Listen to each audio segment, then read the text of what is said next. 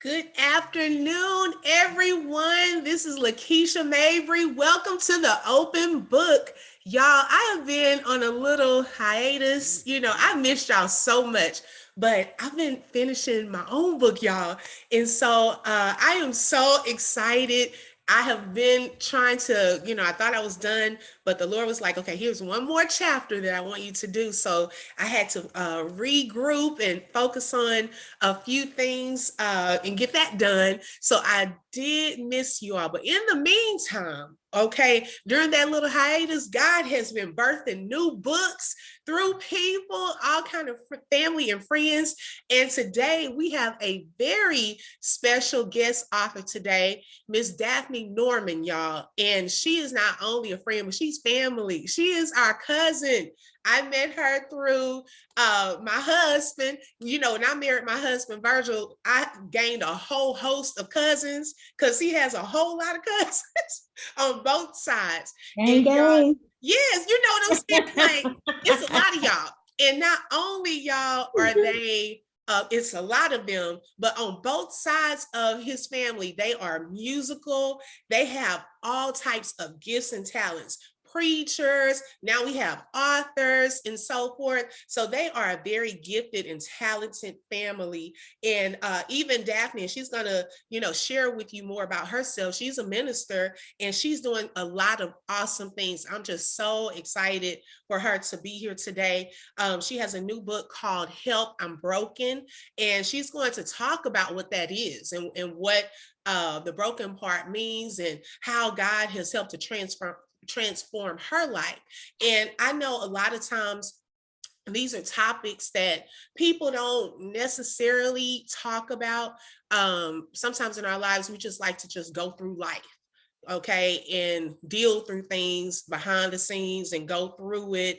But we want you to know that you're not alone, okay, in this. And so we're going to get into that topic. So y'all help me to welcome Miss Daphne Norman. How are you today?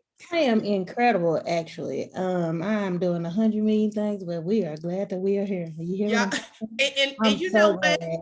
It's a blessing that you're here, y'all. We had technical difficulties, so this is nothing but God. She has a busy day today, so I count it an honor for her to be able to hop on with us I today. wouldn't have missed it. I wouldn't have missed it. I appreciate the opportunity so much. Y'all know I'm a family, if you well, you don't know, but we are extremely family oriented and we are close knit family as well. So when she asked, I was super honored, not just because it was just something about my book, but because it's family. And so that it made it just a double exciting experience for me. So I'm happy about it. I'm glad to be here. I understand that the enemy has his things that he wants to do to try to frustrate what God is trying to do, but it's all good. We want to let him do that. I ain't gonna say, the Zoom was the devil. No, I just had technical difficulty, child. So it was just a lot of little obstacles, but I understand that the point of it was to frustrate me, but it's not gonna happen. So we are here. We're gonna help some people today, and I'm excited to get started. So Right, I agree. I agree. Okay, now, Daphne, tell us a little bit about yourself. For those that don't know you, tell us just a little bit about yourself. I am the youngest of one, two, three, six. I have five brothers, one sister. I don't have any children. But I was once married. I am now divorced. Been divorced since 2014. I've experienced a lot of different things. I am an ordained elder. I've been preaching since 2003. And I have been singing my entire life, and she is not lying, y'all. I got a whole musician section in my family, like literally a whole musician section. We got a whole musician section. We have a church in our family. I guarantee you. So I'm excited to even be a part of such an incredible family. I have experienced a series of events that led me to this place. I don't regret any of it. I'm excited about what the Lord is doing. I just published my book. I'm so grateful to God. It was a journey, but we made it into this place. Really, I'm as simple as they come, honey. I'm an extrovert to my heart. And I love children. I have 28 nieces and nephews. And fun fact, I think that's how many I'm on my way to 29. I don't know, but I got a lot of them. And so yeah, we are here and it's just me, I like cartoons. That's about all I can say. But all I can tell you about me. I can't hear you. I stand corrected because I thought you were a minister, but you're an elder. That is awesome. Oh my goodness. It's And my husband, I told him to jump on. He is on daddy duty. So in case y'all hear some crying or hollering, it's nap time in the background. And that's something that children just don't like. all right. I'm surprised they can't hear Spencer. I got a dog. That's what I forgot to tell you. He in here hollering because we don't do kennel. He don't like his kennel, but he'll be fine. Oh, he'll be fine. We can't hear him, so he cool. He cool. Okay. So, okay, now I'm ready to get into this book. What Okay. inspired you to write this book? Help, I'm broken. God did.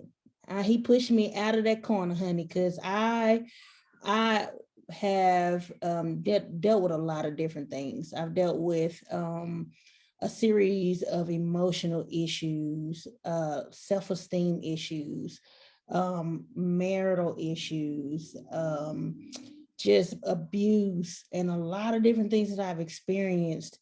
And my heart's desire has always been to help people.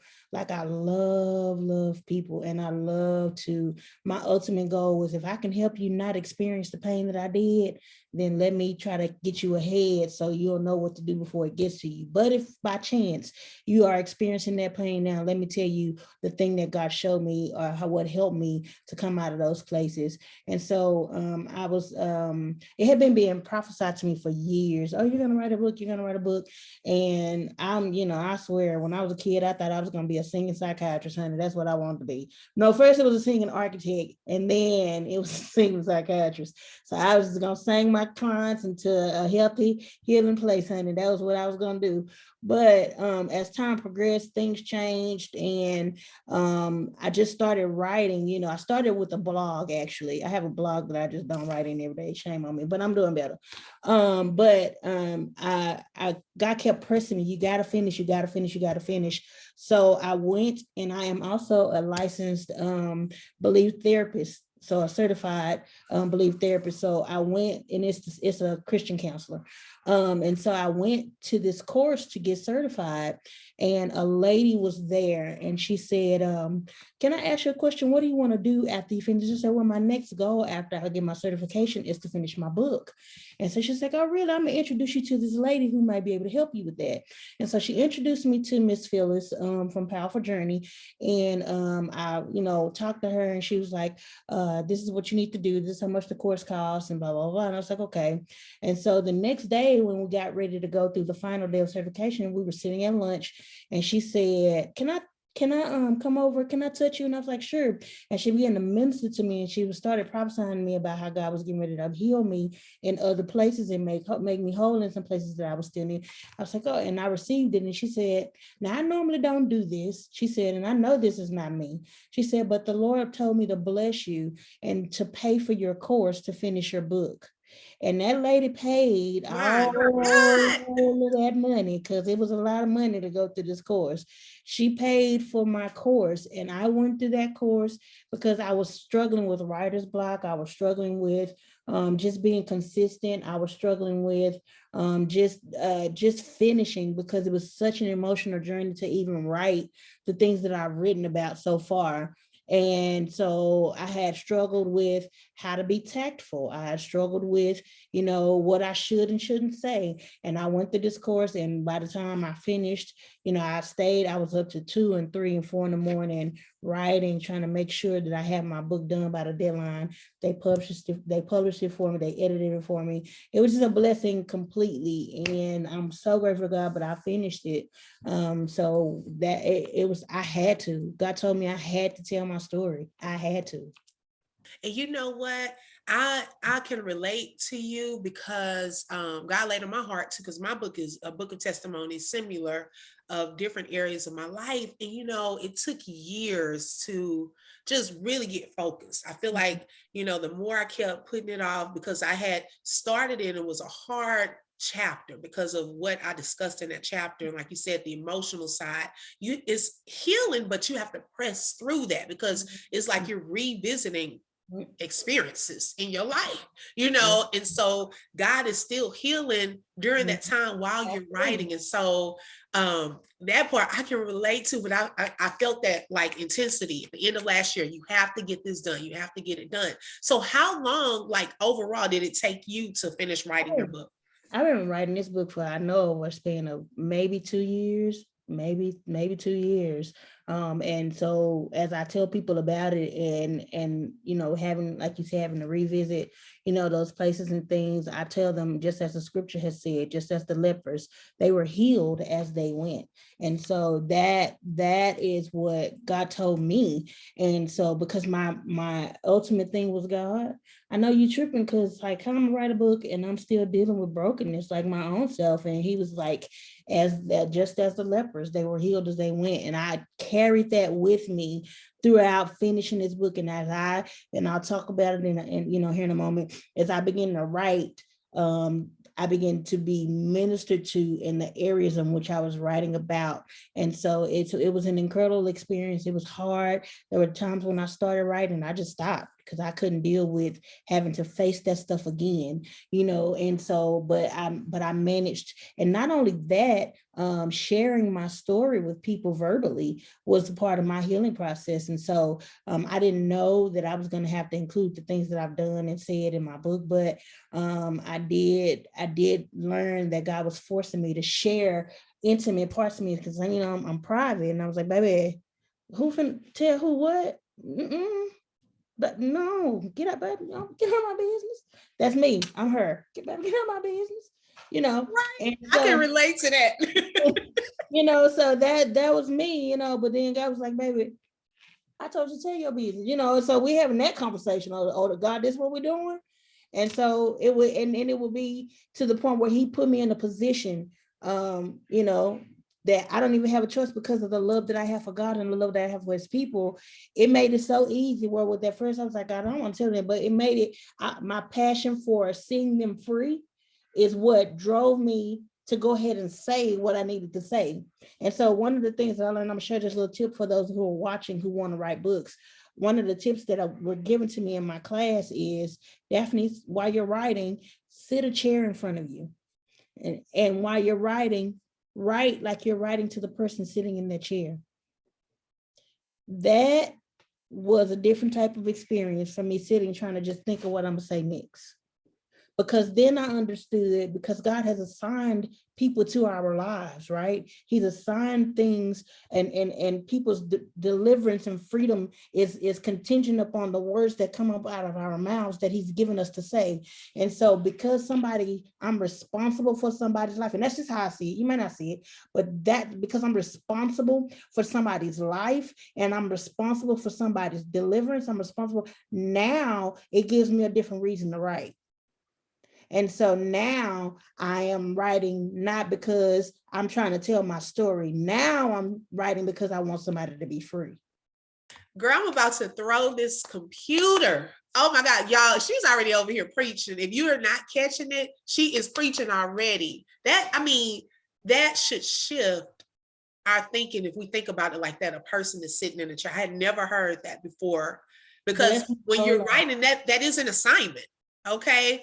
It's the things that we're going through is not just for us. I started thinking, you know, it's not just for me. This experience cannot be wasted. It's someone else out there going through what you went through that needs to hear that.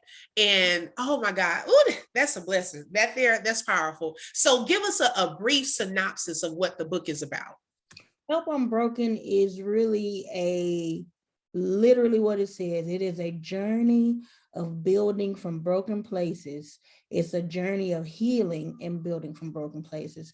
And it's not just a read. For those of you who are just, you know, I don't like to read. It ain't just something you just read. It's a read. It's a combination book and workbook in one. And so when you look at it, you think, I don't feel like doing this, but the questions that I ask are not like context clues, like, oh, you have to go back and read and figure out. the questions that I ask are self-help questions. And so these are things that require you to be honest with yourself, because a part of deliverance, right? In order for us to be free, we have to be completely honest with ourselves. So I share with you my experience. I share with you just some tips and tricks to help you begin to start your journey of healing. And then I take a moment and I ask you questions about that particular chapter, where you answer the questions about yourself. How did this help you? How did you get to this place? What are you thinking when you got there? What made you feel this way? That kind of stuff. And it requires you to reach inside of yourself and to answer things that you've been afraid to answer, or face things that you've been afraid to face, or acknowledge things that you have been afraid to acknowledge. Things that require you to be honest enough that you can go to the root of what happened to get you to this broken place. And after we've done that, because now you open up that space, right? You've opened up, and now your spirit is open and all that. And so then after that, there's a prayer that you pray out loud. And so this is just a journey. And as you go through each chapter and you acknowledge these things about yourself, you start dealing with things that you have to acknowledge and deal with your past and facing it and all this other kind of stuff. You get the opportunity to cry in those moments. You get the opportunity to do, so this is it is a true book of healing, and teaching you how to walk through places, because a lot of times people, and I really hated how the church has made you feel like you just come up there, you get prayer, and then you heal. No, the devil lied to you. No, honey, healing is a process, and healing takes work. And so that not only does God, there are things that God does to get you healed, but there are steps you need to take. And I want to help you walk through those steps to healing. I want to show you how to be honest. I want to show you how to not be afraid to admit. I want to show you how to not to be afraid to to talk about what you feel. You may not be talking to anybody, but you're writing it, getting it out, things that you held in. So it's those types of things that this book is about. It's my own personal experience with sharing some things that happened in my marriage, share some things that contributed to my self-esteem issues. Listen, I'm sitting here with pink hair because I'm cute, right? Ain't nobody got to say, man. I know it's the truth, but I'm this way now because of where I come from. And this is not a statement of I'm trying to prove a point. This is I am unapologetically me, right? And I was never unapologetically me. As a matter of fact, I lived my life for other people for over 30 years of my life. And so when it is that God freed me, he let me be okay with whether I like what people like or not, or whether people like what I do, whether people like what I say. I care. Absolutely care about what people think. Absolutely, I'm concerned because my integrity is on the line, right? But at the end of the day, I want to make sure that I'm doing what God wants me to do. I'm gonna go get my door, and then I'll be right back. So y'all, while she's getting her door, oh my gosh, she's already preaching. Okay, we're talking to special guest author Daphne Norman about her book, Help, I'm Broken. And you would be surprised at how many people are walking around broken. Um, Anything can break us, but when God breaks us, he gracefully, if you heard that song, gracefully breaks us for a purpose and for a reason. He doesn't leave us there, but he blesses us, okay? And being broken is not always a bad thing. Okay, it humbles us, it keeps us in a state of humility. We are able to relate and talk to others that have been through similar things. Okay, and it shows us that this life, once we're submitted to Christ, this life is no longer ours, but it is his. So whatever he has to do to fulfill his purpose through us and even for us, he will do it. Okay. And so I'm so glad that we're having this conversation. Y'all, this book is going to be a very powerful book. I mean, she has already released it. So right now we're kind of talking about getting into what does it look like and feel like to be broken. Daphne, what do you think that looks like and feels like? It feels painful. It feels painful. And it's unfortunate. Let me tell you something. brokenness doesn't have a look. You want to know why? Because we have mastered making brokenness look good. So there are broken people that you would have no idea that they're broken. And I talk about that in my book because we do it as a defense mechanism, right? We do it as a defense mechanism. We do it as I got to make God look good, right? I have to make because I'm a preacher. I am a singer. You're a mother.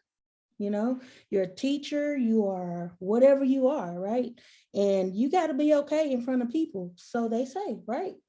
And there's no way I'm gonna let nobody, baby. I ain't gonna let nobody see me sweat. I ain't gonna let nobody, that's us, right? That's us, honey. Whatever, you'll never be able to chance. He'll never see me. She'll never be able to, and we do that. And so we dress it up, we put on makeup, we dye our hair pink. We do all these things, honey. We put on our best girdles. Men put on their best smelling cologne, cut their hair off, shave their, the beard, all the way down to the whole gray sweatpants era, all of this stuff, and so what, and I'm talking about people that's saved and people that's not saved. Because brokenness doesn't have a religion. Brokenness does not have any of that. And so brokenness, but I can tell you what it feels like. It feels like pain. It feels like the worst thing you can experience. And some people, much like the natural, have a high pain tolerance. And so they live their lives functionally broken, just like a crackhead who know how to go to work. Just like an addict who can live day to day, and you'll never know they're on drugs. And I'm so glad that you said that about it can be, you can be saved, unsaved, because it doesn't matter. We all go through life. Life happens. We all go through different experiences. And we do try to dress it up. It's hard. And I have to admit, even being a mom, the beginning phases of this thing, I just was like, oh my gosh, I don't want people to judge me and say, man, she don't know how to do that. My mom, she lived a little bit into Justice's life, and my mom is gone. So I really don't have anyone to just really ask all these questions. I can go by how she raised me, the experiences, the things that I saw.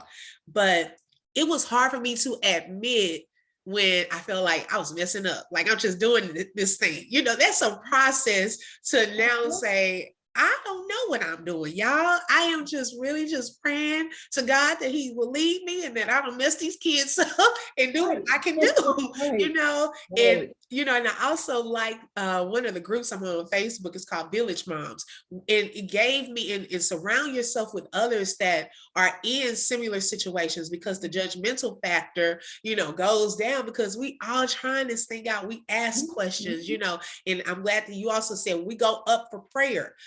That's a starting point, but we have to walk this thing out. There's nothing wrong with going to talk to a psychologist. We have put this bad stigma on that. There is nothing wrong with going and talking to someone to get help. We have so many people facing mental illness right now that feel like, okay, I'm just go to church, go up there for prayer, shout, sit down, I'm healed. Yes, that was a starting point. Yes, Jesus his blood still works. I believe all of that. But there are sometimes extra things and resources that God has blessed us with here on the earth. People that he's anointed, that are psychologists that are anointed to do that, to help you get through that phase. Go see one. Right. Go and see one.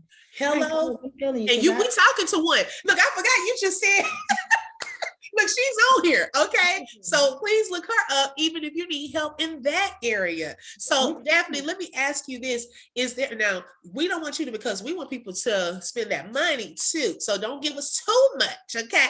But is there like a little short segment of one of the experiences that you discussed in your book that you would like to share with us? I can talk about, you want me to read it? It's up to you, however you prefer. Let me find it. There were times I talk about things that happened in my marriage. And I can just tell you, but I won't read it. I'll just tell you about it. Yes, okay.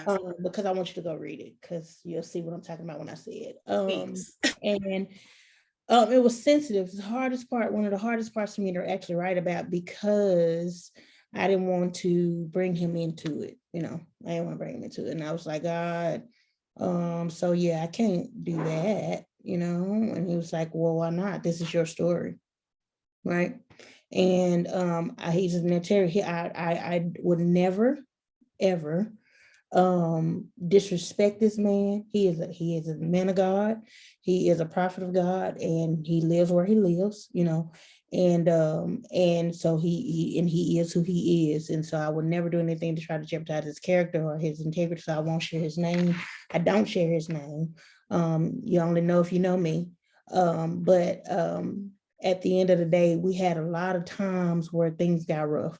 And I began to talk about abuse, because that's one of those things. Now, if you know me, people say, Daphne, you don't look nothing like where you came from. I'm a whole thug in these streets. Quit playing with me. Okay. Really am. And God brought me from a mighty long way. I got friends and people that approve it to you. And he knew that. And I was going to go to jail. Here I was going. He didn't put his hands on me because I think he remembered he had an aha moment. It was that one smidge where he tapped me on the shoulder and I tried to push him through a whole wall. But I talk about those experiences because a lot of things, we were up, and I talk about how we were up arguing at 3 and 4 in the morning. And one particular incident is where he shoved a table in front of me. And so it was just silly arguments. We were preachers arguing on a church parking lot, all of this stuff that had happened. And I talked about how a lot of things I accepted because that's what I identified as love. And so I was in the shower after all those years. As a matter of fact, it was 2020. I was in the shower and God said to me, Daphne, do you know why you accepted that? And I was like, no, I really don't. Why did I accept that as love? He said, because that's what you identified growing up as love. When people it didn't matter how they treated you. The way that they loved on you was through gifts and through, they showed you their love, right? Through other ways. But the verbal abuse was covered under the gifts. It was covered under the mental abuse, the emotional abuse was all covered by things that were being done, taking me places, buying me things.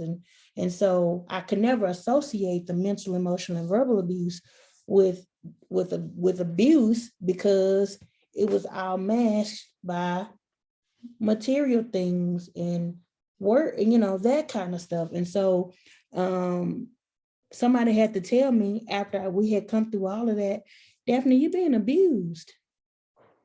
And I was like, I really am. Because when we initially think abuse, you only associate it with physical, right? And so everything else is just what it is. But the same effect that physical abuse has on a woman or a man, so does mental, emotional, and verbal abuse too, because that stuff stays with you. And it affects how you have communication with people. It affects how you react in certain situations. It affects like how you perform on your job. It affects if you're married, it could affect your sexual experience with your spouse, or whatever. That stuff is real. And so I talk a little bit about that. And yeah. Oh my goodness. And so that will help a lot of people that are facing different types of abuse, because a lot of times we do go to just the physical abuse, but there are other types of abuse that we don't have to put up with. And even I would go even as far as abuse at the workplace too, because that can happen. And sometimes we bring some of that home in reverse. And so just knowing that, there are different forms, that really, really helps. Now, what helped you through the process of being healed through, these things that you were facing? Honestly, it was prayer. I I learned how to stay on my face before the Lord, honey. I never in my 32, 3, 4 years living at the time had I ever asked God to get me out of anything. I had always told God, if you give me strength in it, I can deal with it. If you give me peace in it, I'll stay. But for the first time, I was like, God, get me out of this. But he didn't immediately. And so I had to learn how to deal. And so after we had divorced or whatever, and I lay before the Lord, I had to lay before his face consistently. But at the same time, I had to talk to somebody. I had to talk. I talked to my friends, I shared my story. I cried about it. I felt those emotions. I embraced the things that happened. I had to face, some hard truths about me, you know. So it was a process, but I honestly had to free myself and make a conscious decision that I didn't want to stay in that place. And so I talk about that because you can't control what happens to you, right? You can't control um, who hurts you. You can't control abuse. You can't control those things, but you can control how long you let it affect you, and you can control how you let it affect you, right? So That's because you good. because you don't have any control of when it came, how it came, or what came, you can make a decision that you won't let it stay and you won't let it affect you after it leaves. So, and that's a hard thing. So I've trained myself, I live by it, and it's the hardest thing I've ever had to do. And I'm learning how to continue to do it every day. It's learn not to worry about the things I can't control, but to make sure that I am doing everything I can about the things that I can control. Ooh, that's powerful. Oh my goodness. And I love when you said feel it. Allow yourself to feel it. I think Mhm, sometimes we get so busy just going about our day, and trying to like cover things up until we don't allow ourselves to heal. mhm, Um, I know I was facing something even recently, and I cannot believe that I let myself go a month of holding that in, the emotion from it, until one day no one was here at the house and tears just started coming out of nowhere. mhm, And I was like, what is this about? And the Lord had to lay on my heart, look at what you've been holding in.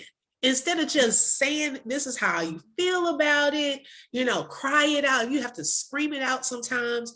Do mhm, not allow things to fester in, because sometimes we can implode. Allow yourself to pray, to be mhm, honest with it, to feel the emotion behind it. I talked recently, probably, I think when we talked about grief at the end of last year, about mhm, when my mom passed away. I cried, of course, but the depth of my pain, I did not want myself to feel that. mhm, I did everything I could to keep going with life. But mhm, it wasn't until I was able to allow myself to feel the pain of my mom being gone is when mhm, God started healing me. And then I was able to talk about it mhm, more. The more, that's another factor that you can consider, is once you're able to talk about it, not just bawl and cry, and mhm, you're showing you're getting stronger and you're becoming mhm. more and more healed. Yep. And so with that, anyone that's facing some type of brokenness right now, Daphne, do you have any encouraging words for them? Yes. And let me ask a question before we go, because I was trying to find this on Facebook to share with somebody and I couldn't find it, but just FYI. The only thing I would say is be honest with yourself. Um, be honest about the fact that you truly are broken. Right. Don't try to hide it. You don't have to tell people, but be honest with yourself. If you got that one person that you can share it with that person. Get the help. If you're dealing, go and listen. I'm an advocate for God here. Go before the Lord, because at the end of the day, He's the only one that can fix it. However, you've got to allow yourself to be healed. Make a decision that you don't have to live being broken. Make a decision that you want to do something different or live your life differently. Make a decision that and understand that you are not too broken that you can't be free. You are not too broke. There's nothing that could have ever potentially happened to you that God cannot heal and make you whole from. Nothing. No amount of words, no amount of abuse, no amount of anything. You allow yourself to open up and give God access to that space and allow him to heal you. Because what happens is we'll close up and we won't allow anything or anybody into that space because it's sensitive, and I understand. But when you open up and release, I'll tell a story, and I'll finish with this. There was a little boy, right? He was passing by a tree. I heard the story years ago. Some of you may have heard it. It was passing by a tree. Inside of the tree, there was candy and honey, right? And he wanted what was in that tree. And so he stuck his hand down on the inside of the tree. When he stuck his hand, he reached down and he grabbed everything that he possibly could to get that candy. His hands were so full. But by the time he got ready to bring his hand out, his hand got stuck. There was an old man that was passing by. And he said, "Son, what's wrong with you?" He said, "I'm stuck in this tree. I can't get out." And the old man was saying, "Well, why are you stuck in the tree?" He's like, "I got all of this candy and stuff in my hand. I was trying to get the candy, but now I can't get my hand out." And the man said, "Well, let it go. When you let it go, you can get your hand out." The little boy let the stuff go, got his hand out, went on about his business. And a lot of times what happens is we're holding on to it. And so now we want to be free. We want to be free, right? But we've never released anything into God's hands. We just hold on to it. And God's saying, if you get at the me, all you got to do, give it here. Release it into my hands. And when you release it, you're free from it. It ain't even yours no more to deal with. It's his. We sing it all the time. I'm trading my sorrow. I'm trading my shame. I'm laying them down for the joy of the Lord. But we keep it. We never trade it. We never trade it. And so that's what we have to do. So I would encourage you, release it into the hand of the Lord. Be free from it. Make a decision. Buy my book, because I tell you some other good stuff in there. But you gotta really truthfully allow yourself to be free. You don't have to live broken. Ooh, that is so powerful. Oh my goodness, y'all. I don't know about you, but she was ministering to me. And I am so excited and looking forward to getting your book. Now, next Saturday, you're having a brunch book signing event, yes, right? Nick, tell us a little bit about that. Next Saturday at 11 a.m. from 11 to 2 at the 5 Bistro on Bolton John and Lamar. We will be having what she's doing, a book and brunch signing, and you would get an opportunity to be a part of that. Soulful Sounds will be my special guest band, so it'll be music, it'll be giveaways. JD is going to be my host that night from Media Takeout. And so it's going to be that day. I said night. That day, it's going to be a good time. And then after which we're doing some book signing and pictures and all that good stuff. It's good food. So y'all come on out and be a part of that. The tickets are on Eventbrite. If you already have the book, the tickets are only $5. But if you don't and you want the book, you can get a VIP ticket and it includes your book. So yeah, y'all, let's go. I hope to see everybody there. Because my husband and I will be there. Look, we bought VIP tickets, so I'm looking forward to my book and some of this good food. I'm excited, y'all. And you can get the book on Amazon. It's available for you on Amazon, or you can come to the book signing. Hey, it's up to you. Hey, here's a good tip though. If you get it at the book signing, it's cheaper. That's all I'm gonna say.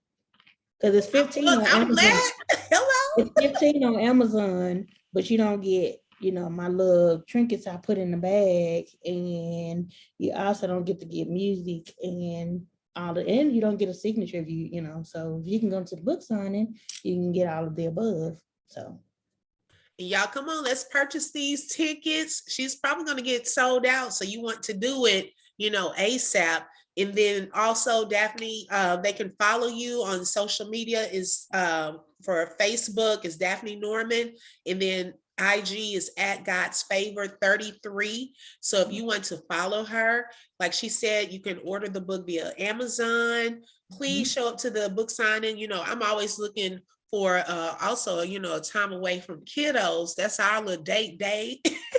You're married, make it out, turn it into a little date day, okay?